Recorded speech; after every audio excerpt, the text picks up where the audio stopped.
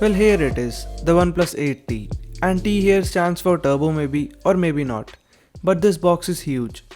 So this is like my second OnePlus flagship after this old OnePlus 6 that I have for like 2 years now, and this is a pretty huge upgrade in terms of specs as compared to that. So pretty excited to see what a 2020 flagship experience feels like. So let's start off with the unboxing experience, shall we? And for the record, I managed to get it for around 40,000 with all the discounts included. So this really costed me a lot, but anything for you all.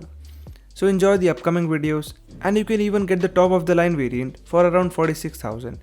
That has 12GB of RAM along with 256GB of storage, which I think is decently priced and is really overkill.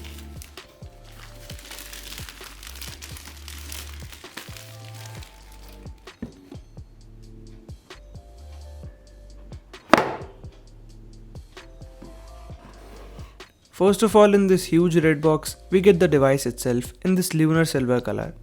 And to be honest, I did not want that green color as it looks glossy. And thus this video got delayed.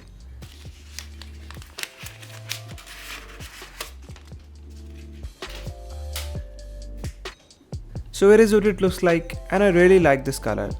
It is sort of similar to the one I have with the Oneplus Nord, and we also have the new camera position now. So a slight bump there, but not a big one. Let's keep this to the side, and in the white box we have some paperwork. Nope, a lot of paperwork. A SIM ejector tool, SAR information, really nice to see this and it is informative as well. A quick start guide and a red cable club card. So welcome to the club. Apart from this, you get some stickers which I won't be using anytime soon, but I appreciate the gesture. The case is provided in the box itself, unlike some brands who charge a kidney just for the device itself. And the quality of case is good too, and will be more than enough to keep this device away from minor dust and scratches. And the screen protector is also pre-applied. But don't expect great results from that one, as it is just a film type. And I think both of these are really essential when you buy a new device, as you spend all your hard-earned money on one. Rest, we have this huge 65W brick and a warp charge cable, and this can charge your device in just 15 minutes to almost 58%, which is insane guys. And you can even charge your MacBooks and other products with this one. So really a handy product in the box itself. And a fun fact, this OnePlus 8T has two batteries inside to charge it at 65 watts.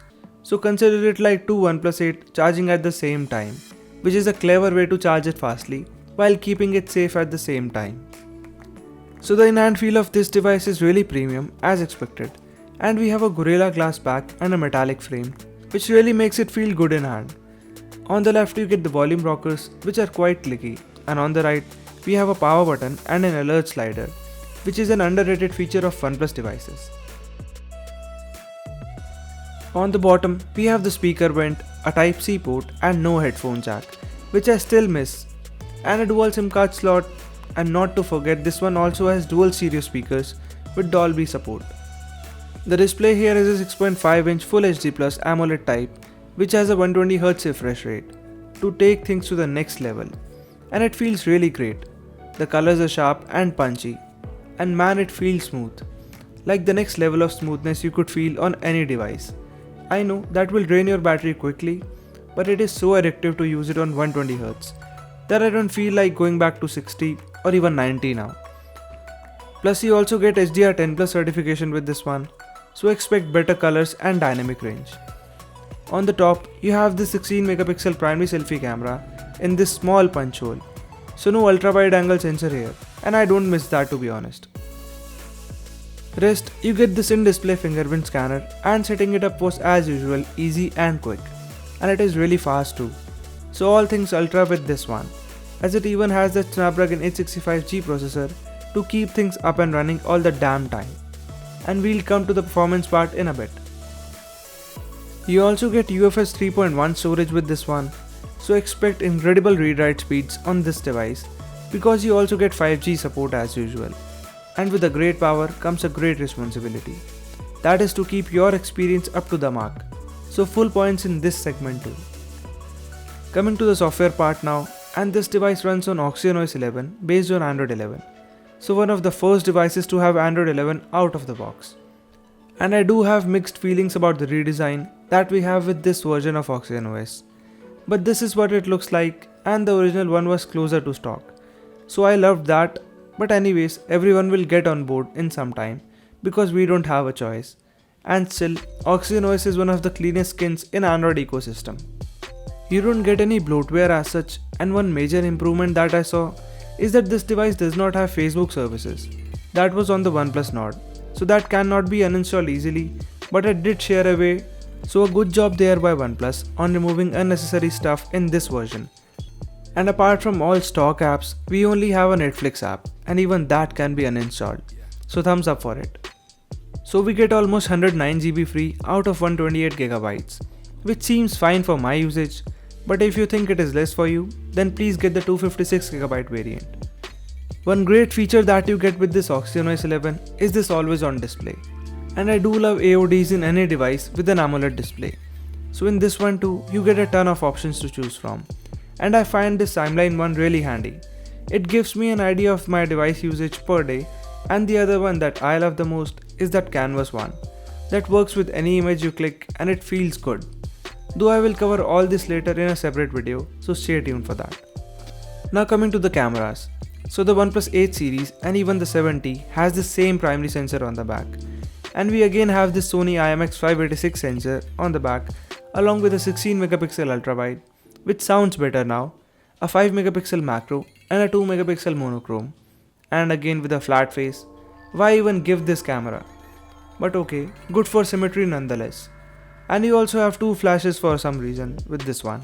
In the camera department, you get all the modes you expect from a OnePlus device. And I do see some UI changes here and there.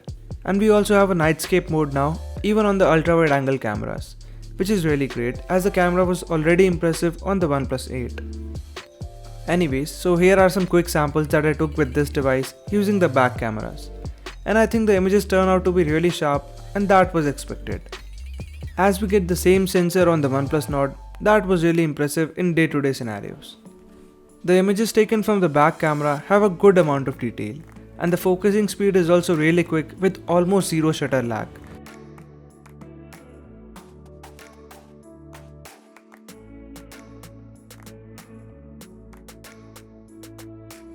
So the camera is really well optimized on this device, and similar sort of features you can expect with the ultra wide angle camera now, as it has 16 megapixel resolution.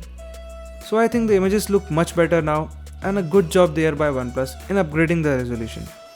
The portrait mode seems to have some issues with artificial light, but I find everything good so far, and no issues as such.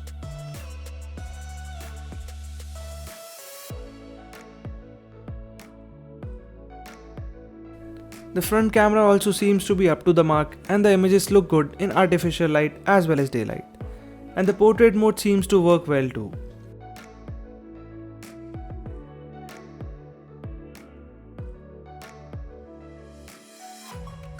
The nightscape mode is also doing its magic now, even on the ultra wide angle cameras. So the cameras seem quite good as of now, but let's see how they turn out to be in my real world tests. Now coming to the benchmark scores, and I prefer Geekbench only because Antutu scores are mostly not accurate. So the OnePlus 8T scores 890 in single core department and 3177 in the multi-core department, which seems good. One thing that I would like to point out is that this one also has that Google dialer and Google messages, which I don't like that much, and it even gives that prompt that you are recording a call. So for some it is really a pain point, as I get hundreds of comments for the same on my OnePlus Nord videos. The gaming performance also seems to be smooth as of now, but I'll be sharing a full gaming test really soon.